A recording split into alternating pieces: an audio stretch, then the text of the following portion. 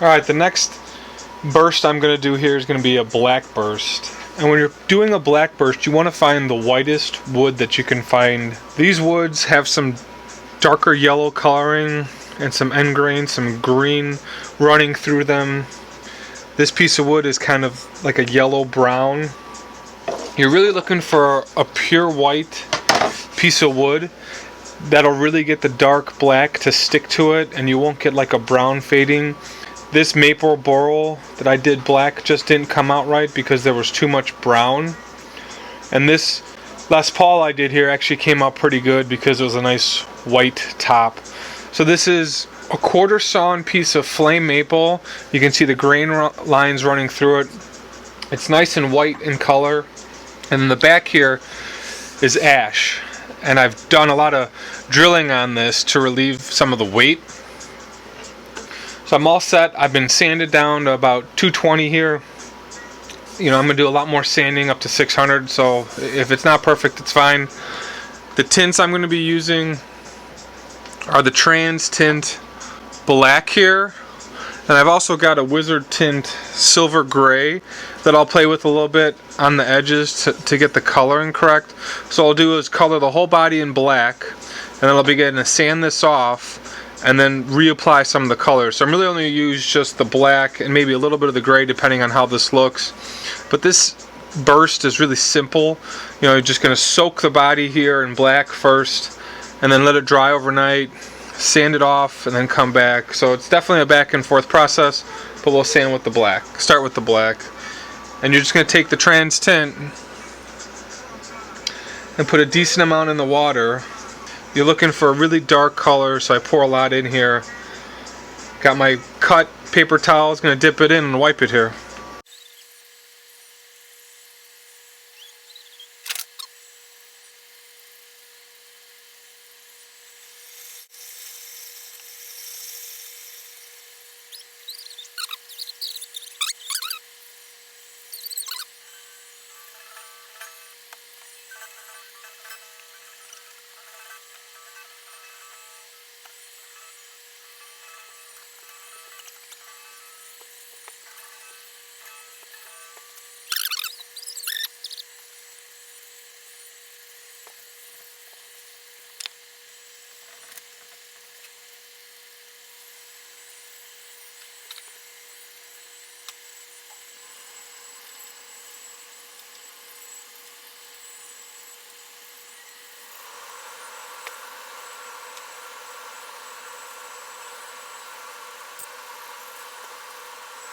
Alright, so I got the whole body covered here in black.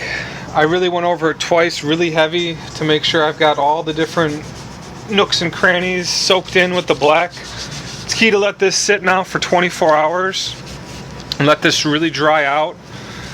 Make sure that you're going over this so you get no spotting, you know, any spot that looks weird, you know, like this corner here. Just rub it out.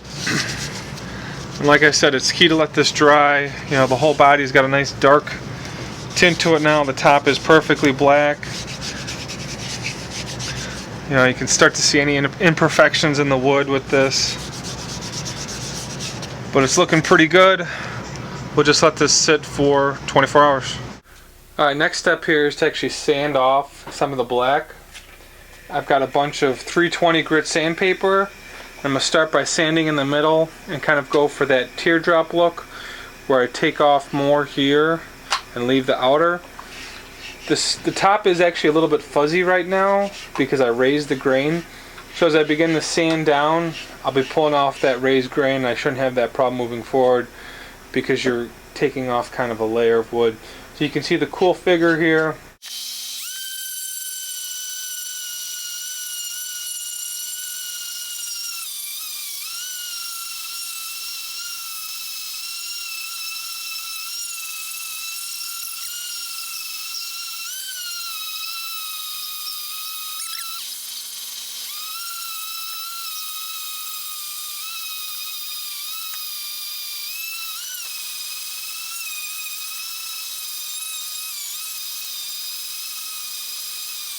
So at this point you can leave it and put a coat of oil or whatever on it. What we really want to do next is go back with another layer of dark I'm getting essentially watercolor around, getting that feathered edge, you know, about an inch in with the darker black, and then you move in, you do less black, and you get that nice sunburst look.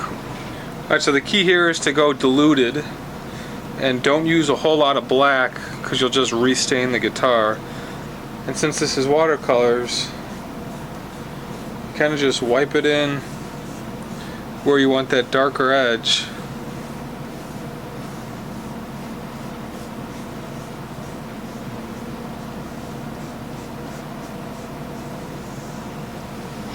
You just go back and forth here.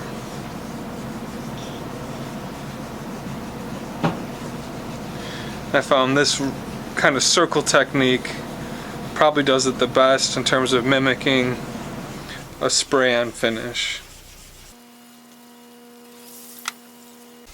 You just kind of slowly move then to the inside, kind of redarken everything. So now that I've got a wet rag, what I'm going to do is go through the center and the middle, no stain, and just kind of pull off any of the spots that don't look right.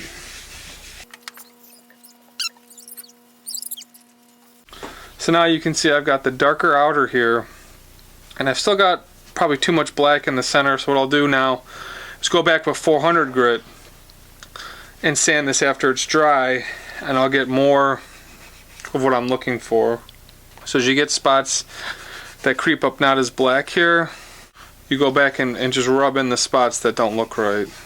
So as this dries, you'll see the dark show up on the edge and the lighter in the middle. You can't really see it while it's wet, and I'm not sure the camera's going to pick it up as well with the contrast.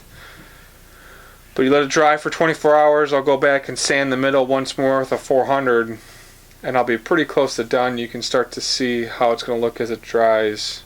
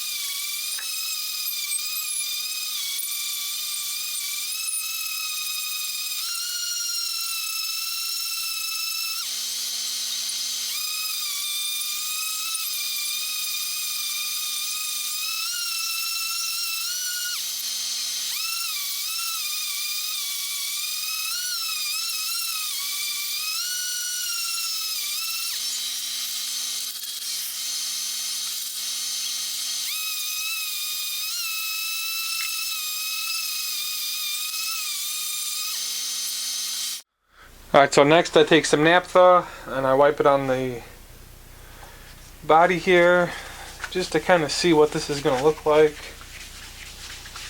Pull off all the dust. I'm going to hit it one more time with the gray just to kind of fill it in, make sure it looks good. Here's just a tad of gray to kind of wipe down.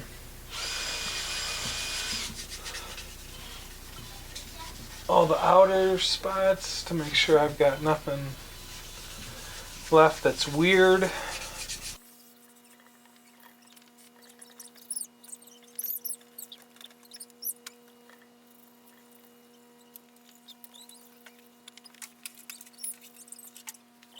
Alright, last thing I'm going to do here is take just a tad bit of water and make sure the color is spread out evenly.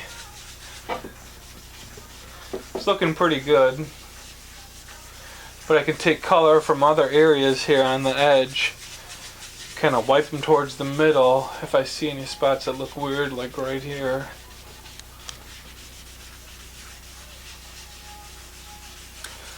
I'm thinking this is pretty good to put a finish on now. I'll leave the back side black here and just make sure the color is wiped in pretty good, and I've got even color here, here, and here, and a little bit of darkness sitting over here, so I'll take a little bit of black, make sure it sits right.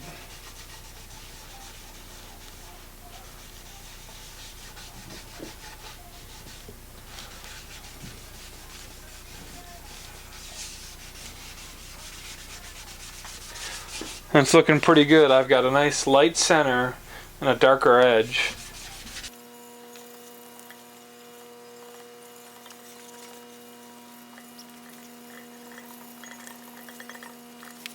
Alright, so here we go. We're all set.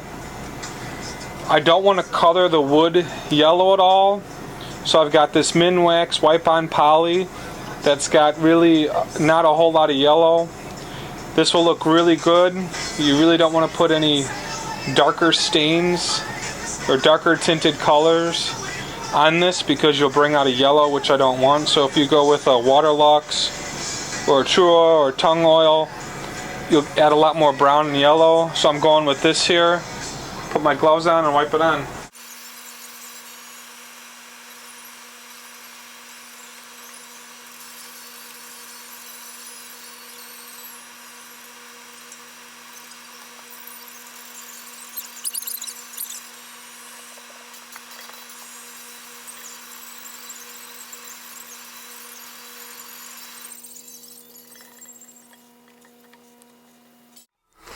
So there you go, here's the first coat of wipe-on poly.